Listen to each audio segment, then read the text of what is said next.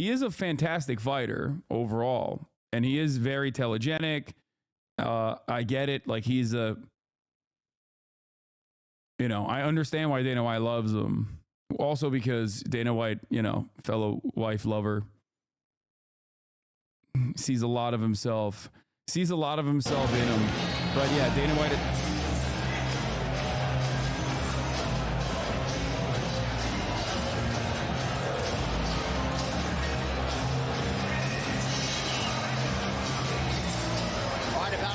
To go here with our prelim coverage before we spin it over to pay-per-view at the top of the hour.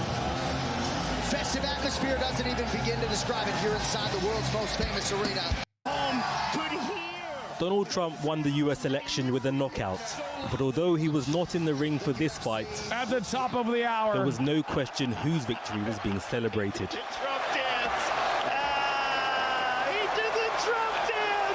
Even the belt at the Ultimate Fighting Championship was handed to the president-elect in this homecoming parade in New York.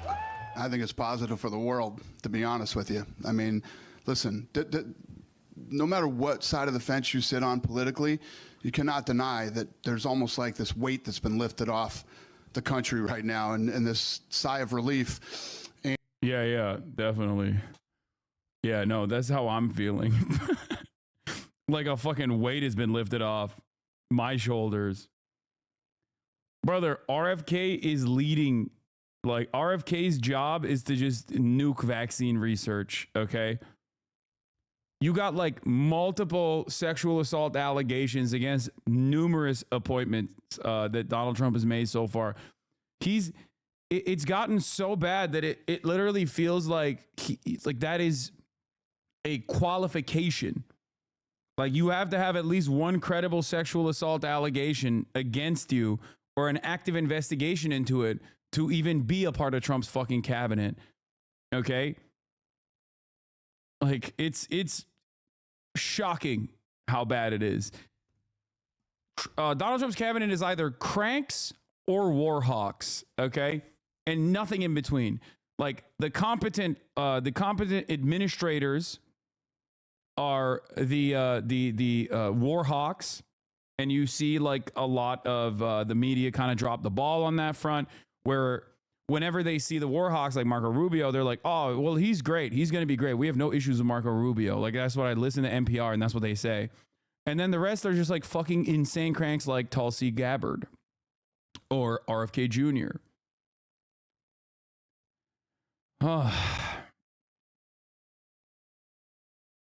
Matt Gaetz is obviously, Pedo Gates is pretty crazy. Pete Hegseth for DOD, like to lead the Defense Department, is insane. Actually insane. Tulsi is a war hawk, though. Is she not? Yes, Tulsi is both a crank and a war hawk. A twofer. And things were already getting better. He's not even in there yet. But he is a believer in Trump's church. This is the base that... Yeah, John Jones did the Trump dance after he won his fight. And then he even continued with the glaze, like just maximum glaze, by handing his fucking title belt to Donald Trump.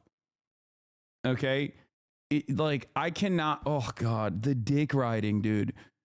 Have some fucking decency, man. Have some fucking decency. Have some self-respect. He was throating it, dude. He was working extra hard to make sure he gobbled all of it, okay?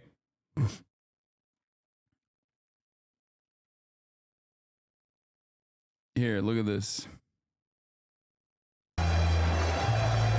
Incredible moment of respect when John Jones handed his UFC championship belt to President Trump. The culture is changing.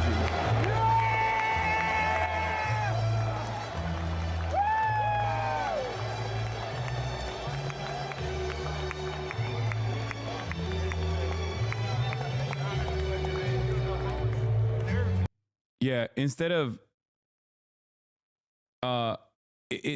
fighting what's his name? What's his face? The dude he's ducking that's like younger than he is. What is his name? I'm forgetting. Oh, Thomas Aspinall. Yeah, instead of fighting Tom Aspinall, he's gonna retire and become a part of Trump's cabinet. Oh yeah. Yeah. I know the meta. I know the fucking memes. Okay. John Jones gave him the belt as a down payment for a future pardon. Yeah. He just does not want to fight Thomas Aspinall, but it seems like Dana White, regardless of how much he wants to have sexual intercourse and probably does have sex with John Jones, has said that that is the next fight for him.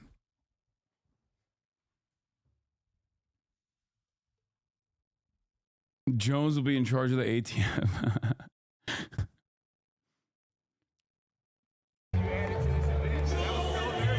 A guy that openly, to the point where it's memed about beating his wife, of course, gave his belt to the #1 lover of wife beaters. Yeah. Don't worry, Chuck Schumer was slurping him too. Wait, what?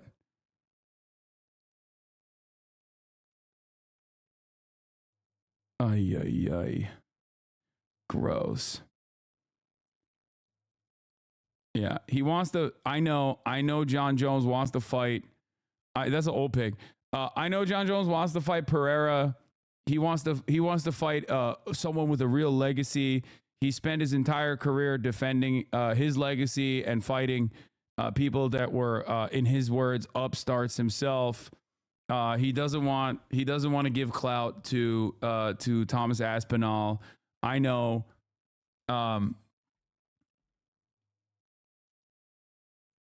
Pereira is 10,000 times better than Tom. No, that's false. No, that's what his argument is. That's what he's saying.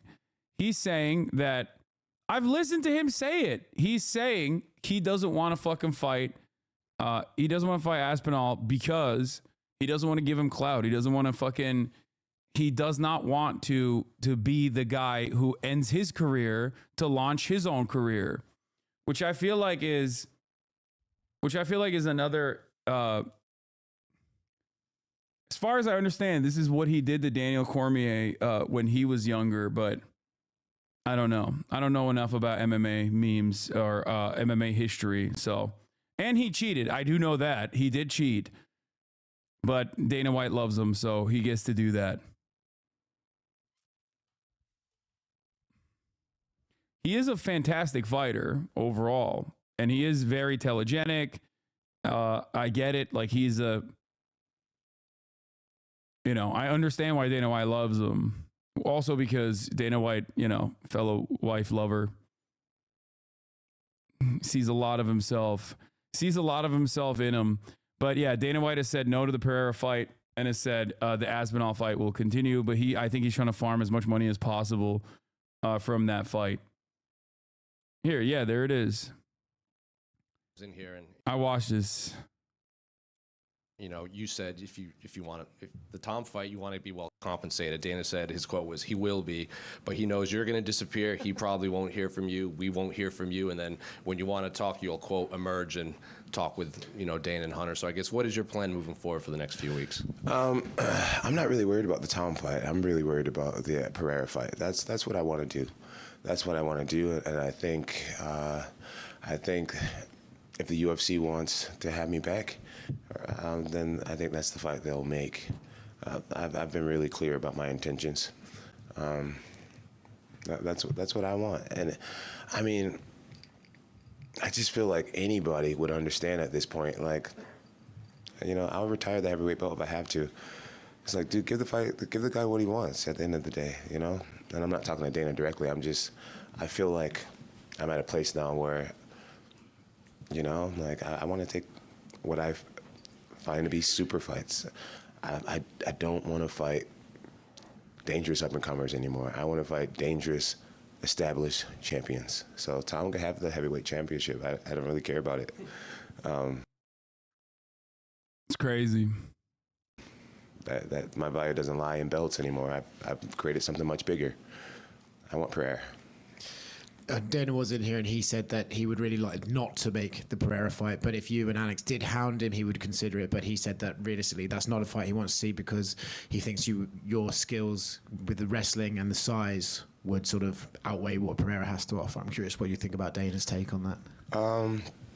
Man, styles mix matchups, and I'm sure Pereira's knocked out many heavyweights in his day. I mean, he has a knockout power that transcends, like, it's bigger than weight.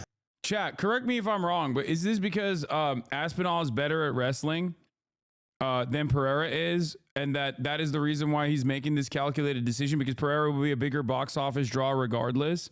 Dana White simultaneously does not want Pereira, who is his next like big box office draw, to also have a tarnished reputation by losing an easier bout to John Jones, because John Jones is much better with his ground game. Aspinall also simultaneously is stronger, bigger, and has better ground game than Pereira. Yeah, Pereira's a striker and he weighs much less. This is my understanding. And like I said, I'm not the most like well-read on this stuff, so I'm relying on you guys. You can correct me if I'm wrong, but that is my understanding of the situation. I also do understand why Dana White loves John Jones, because he is a freak. I mean, he is both a freak on the streets and a freak in the sheets, as in his own personal life, but also a freak where it matters. Like, he's, a incredible fighter. Cheating or not cheating doesn't matter, right?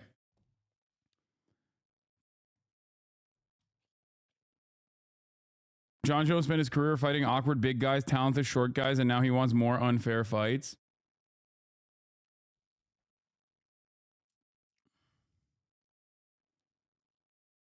It's way too much risk for someone that has no name. John cares about his legacy. It's not that serious. John made his career destroying the legends of the sport. Of course, he knows he's older, so why would he risk that? Yeah, no, I get that. It does matter. He uses PEDs. What do you mean? No, I'm saying, yeah, I agree. Yes.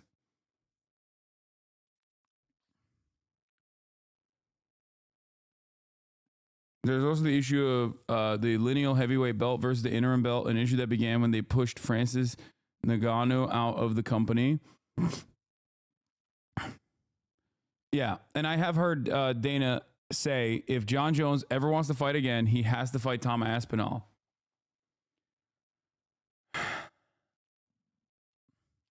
But yes, John Jones is not a good person, for the record.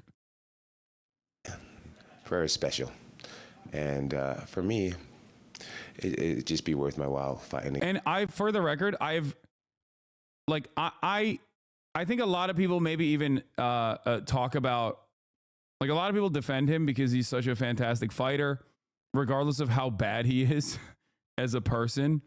But then there's also, I think, people that really ride for him. As far as the Thomas Aspinall thing, like, he's like, oh, I hate him. He seems like a bad person. Like I said, I don't know too much about the sport. I'm not the most well read, but I feel like Aspinall, I've never seen him say something that's like shitty or even remotely as mean as like what John Jones has said on a daily basis. Like, he seems like a super chill dude.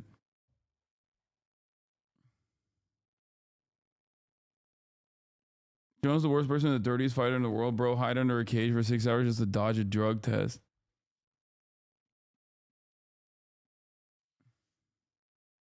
Against Pereira, people can call me. DC's reaction to not being able to fight Jones is always heartbreaking to watch. DC still wanted to fight him after learning he tested positive for PEDs. Yeah. The duck and the chicken. I'm gonna go home and cash a massive, and I'm sure Pereira's knocked out many heavyweights in his day. I mean, he has a knockout power that transcends, like, it's bigger than weight. Pereira's special, and for me, it'd just be worth my while fighting against Pereira. You know, people can call me a duck and a chicken. I'm gonna go home and cash a massive check. And so the duck and chicken thing is kind of funny.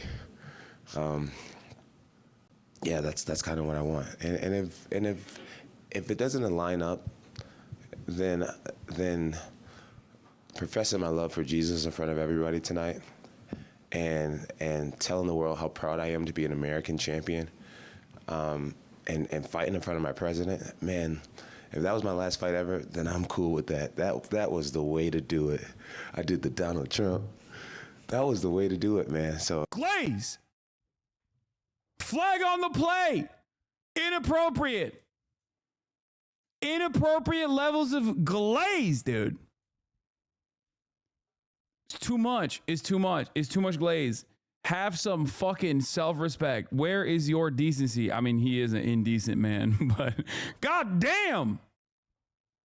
John Jones' brothers played in the NFL. They're wild as well. Yeah, I mean, the whole family are fucking mutants, basically. Yeah, I mean, he is a freak. And I say that in a good way. But, you know, not the best person. I think one of the really good things about negotiating is being willing to walk away from a deal. And that's the deal that I want. And if that's not what the fans want, then I guess I'll say sayonara.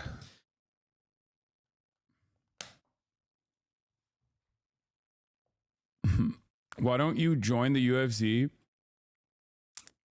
Why would I fucking do that, man? I'm not trying to I'm not trying to get CTE and then, you know, love Donald Trump.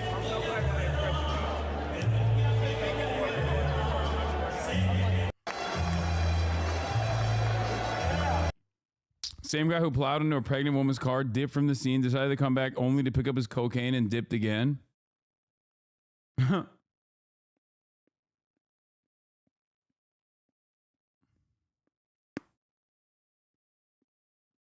Yeah. We need some liberal soy boy fighters to fight in our honor.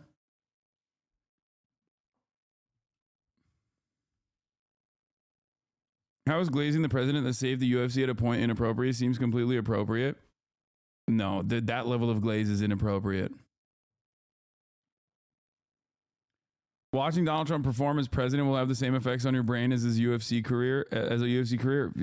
You're not wrong. Anyway, another thing that happened, we'll watch the Channel 4 convo.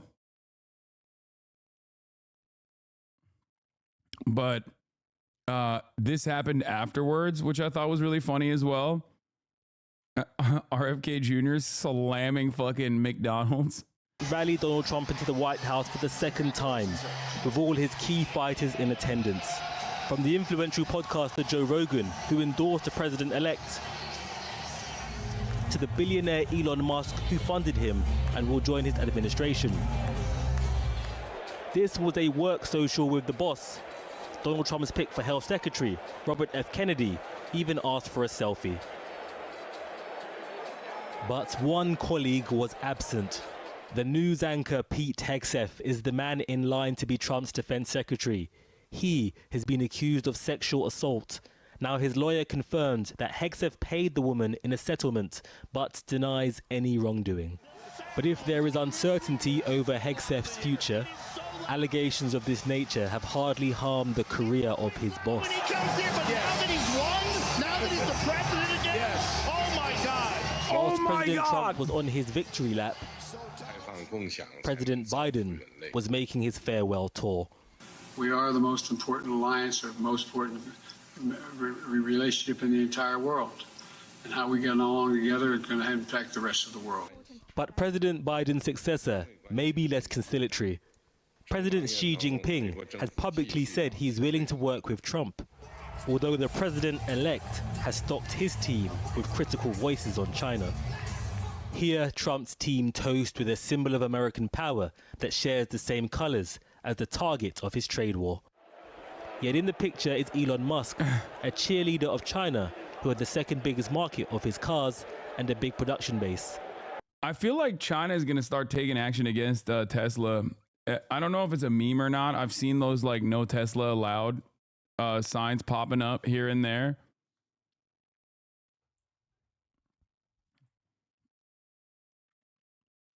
For what it's worth, the guy Jones destroyed last night was a longtime day one MAGA hat wearing dude. Brother, the UFC no longer has like non-MAGA guys, okay? It's one MAGA guy fighting another MAGA guy, and in the process getting more CTE and becoming an even larger MAGA guy, okay? It is a CTE factory. And as the CTE factory, as far as, you know, what we've seen so far, the more you get hit in the head, the higher the likelihood that you will be a Trump dick rider. Okay? Fighting Bolsonaro guys as well. Okay, Bolsonaro guys are Trump guys. What do you mean? Bolsonaro is a CTE brained Trumpito supporter.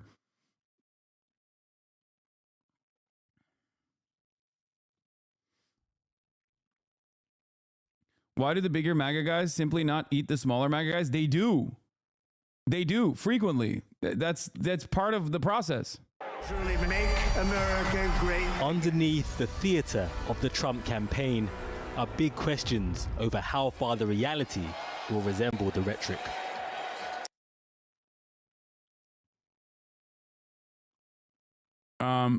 Anyway, yeah, Osita posted this. Look at how awkward RFK looks. My man went from like, we need to eliminate processed foods to, yes, Mr. President, I'll have some of the garbage slop, the processed slop. Yes, I am very much enjoying it.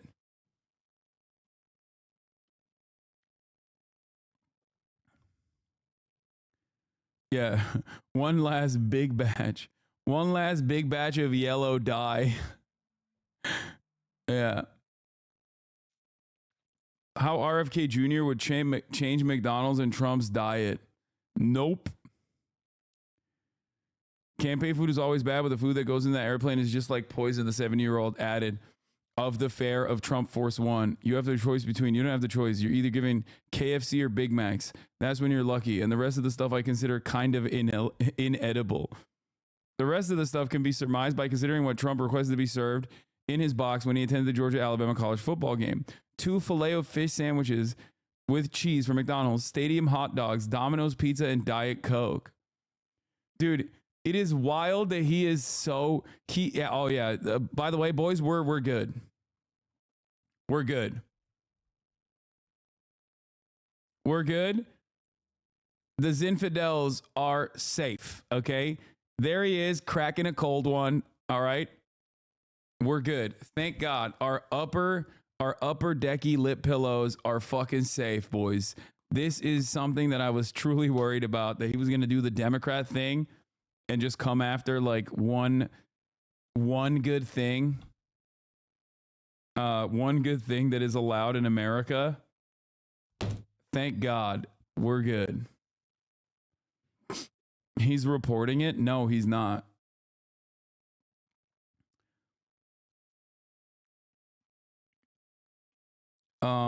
Anyway, he ain't stopping Donald Trump from eating that garbage, okay? Let's be real.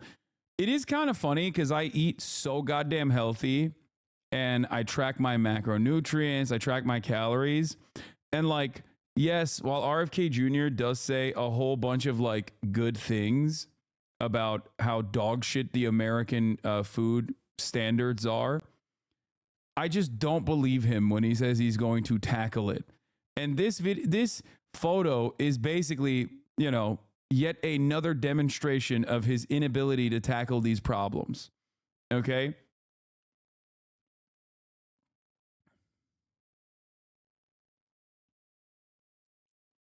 Do you think Trump would do Zin? He would die. I just ate a spicy deluxe chicken sandwich, mango pineapple smoothie, large fries. Shout out to America. Yeah. Oh, can we watch Charlie Kirk being a dumbass? Israel is the only moral country in the Middle East. So where else can women serve in government in the Middle East? Wait, everywhere. What the fuck? What a dumbass. Like, what?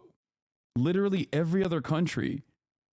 I think like they might even serve in the Saudi government. Like, I don't know, probably not, but like what the fuck?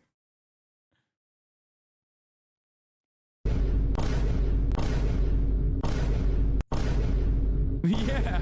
Israel is the only country where women are allowed to vote.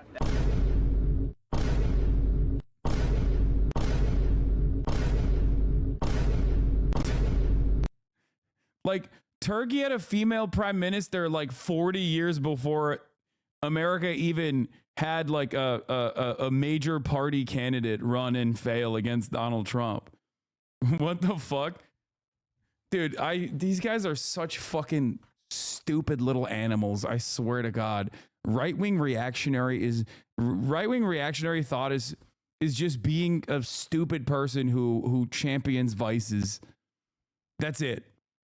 Just like, none of you have answers to this. And it's like, the fuck do you mean, dumbass? Just like read a book, please. Oh my Lord. Ay, ay, ay. So fucking annoying.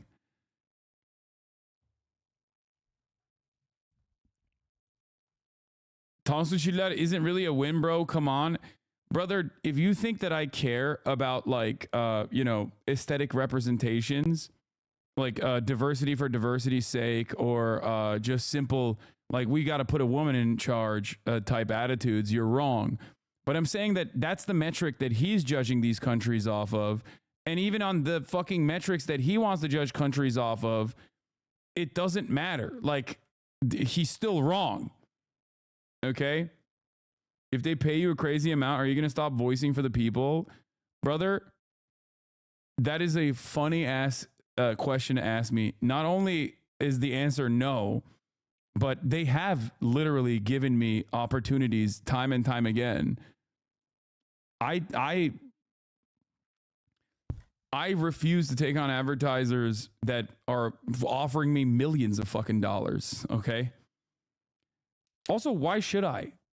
Like, I already get a fucking crazy amount of payment from you guys.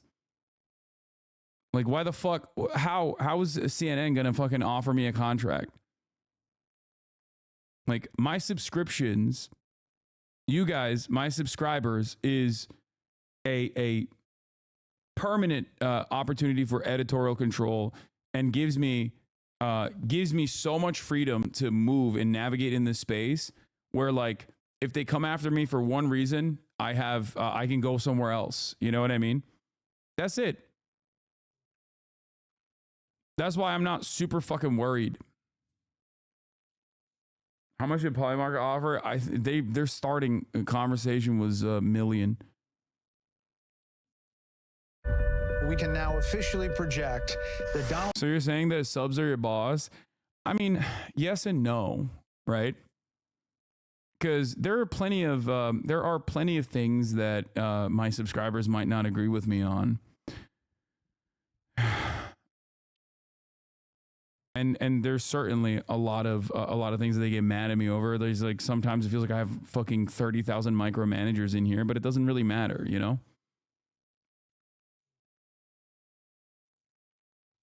Donald Trump will become the 47th president of the United States. He will be going back to the White House.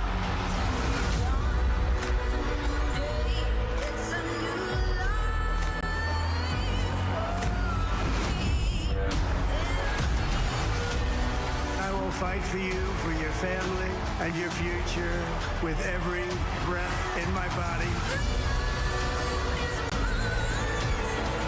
We're never going to stop fighting for you, for your dreams, for the future of your children. We're going to lead the greatest comeback in American history under Donald Trump's leadership.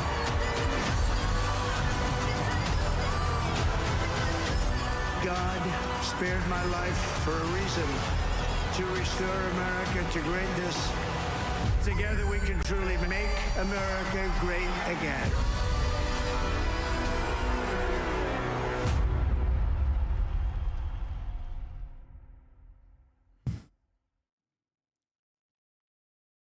People are saying you should team up with the Onion for a show on InfoWars. Yeah.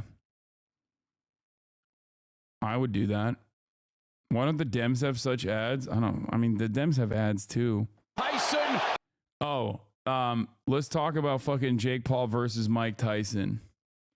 I didn't get to talk about this yesterday, but my disappointment was immeasurable. Okay. Jake Paul, I mean, look, I've been thinking about this quite a bit for the past week leading up to this fight. And I even tweeted that, I even tweeted my anger of the situation.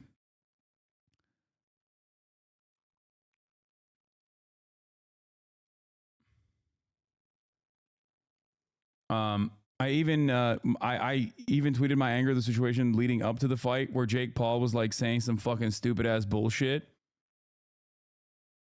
You look sadistic in this light? Wait, what? The fuck does that mean? I don't even know how to respond to that, dude.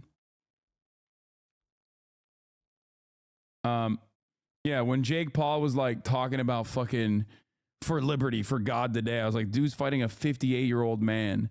And it feels like, I mean, it just felt so weird. It felt so weird watching this shit because like it literally felt like elder abuse. It felt like Jake Paul did this elaborate bit to do elder abuse.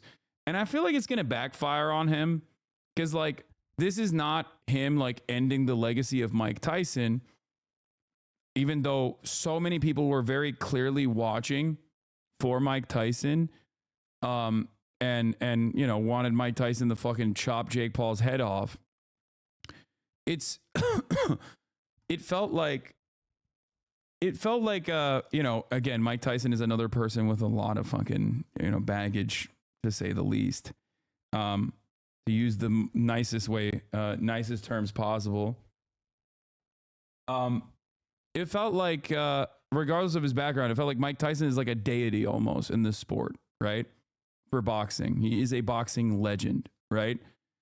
And is Mike Tyson based? No, I wouldn't say that. Okay. But I think that the condition that Mike Tyson was in at the age of 58 was so sad. Was so fucking sad that like he couldn't move. He had no footwork whatsoever. It was obvious. Like his upper body is fine. He could like move around a little bit, but like he couldn't make up the distance. Jake Paul obviously had a reach advantage over him. And ultimately, like, I mean, he tripped on his fucking walkout. You know what I mean? He looked sad the entire time. And for me, like watching Mike Tyson, just a shell of what is a former glory represented for boxing, it just made me sad. It literally looked like, you know, Jake Paul was beating on an elderly man. The first three, like up to the third round, the first two rounds, like you could see Jake Paul was scared because Mike Tyson did open up on him a couple times. Like he was able to make up the distance and Jake would immediately fucking hug him immediately. And obviously Mike Tyson did this for the money. And I get that, you know, $20 million minimum is a lot of money on the table to just not like, is a lot to just like cast aside. But if Jake Paul's goal here was to present himself as a person who like finished the legacy of a boxing legend, I think he failed spectacularly at that. I think people lost faith in the dignity of boxing in general. I feel like people lost faith in the sport. I feel like people definitely are grossed out by the gimmick fights that he puts on. And yeah, I don't know. Like even it felt like the third round, it shifted, right? Like the third round, in the third round, it shifted when Jake Paul started opening up on Mike Tyson a bunch of times. And I felt like it just looked ruthless. It looked awful. It looked silly. Like you watch this guy who couldn't move. You know what I mean? His legs were just simply not working. And he would just like slowly walk up and try to fucking get a couple shots on him. The Taylor Serrano fight before was fire. Yes, it was. It was sick. That was the best fight of the night. Was it rigged? I mean, it's as rigged as you can get fighting a fucking 58-year-old man, dude. What do you mean? But like I said, if your goal in that night was to, you know, show yourself as someone who's able to like end the career of a boxing legend, you didn't do that at all. And what kind of like respect you might have had, what kind of respect people might have had for Jake Paul as like a decent fighter. And he certainly is like a decent fighter. To be able to hold yourself up against someone who is a boxer like Tommy Fury and still lose, but like to be able to go, you know, to be able to fight someone like him, I think shows that like he's not just some fucking average dumbass YouTuber. Okay, I will say that. I'll be endlessly charitable here. Okay. And now, all I'm saying is he's not as bad as Logan Paul at boxing, okay? But having said that, this was gross, okay? This was 100% gross. And I think a lot of people, it left like a bad taste in a lot of people's mouth, basically. Requested the 2-minute rounds, wanting to see more action. He just landed the overhand right, testing the beard. Like you can see Jake is like genuinely scared. And then after the third round, something flips where he's like, oh, never mind. This is not like a real fight at all. And even he, I feel like, scales it back a little bit. And everybody was. Yeah. It just feels like a rich kid. Like it almost feels like what's that guy's name? Jack Donahue or whatever, the fucking kid that like crashed his supercar. You know how he like does a bunch of like weird things? Jack Doherty. Like it felt like a rich kid setting up this like entire sequence to make himself feel better, down to the fucking commentators being like, "Oh, he's a real fighter," and like everyone else that's watching it is going, gross. This is fucking gross. You know, I don't know. That's what I got out of it. Like I felt like this was just like a rich kid who spent a shit ton of money setting up this like elaborate ruse for someone to like fail in front of him so he can make himself feel better. Present himself as like a real boxer. Did he grow up rich? No, Jake Paul did not grow up rich, but that doesn't change the dynamic at all of what he's doing here.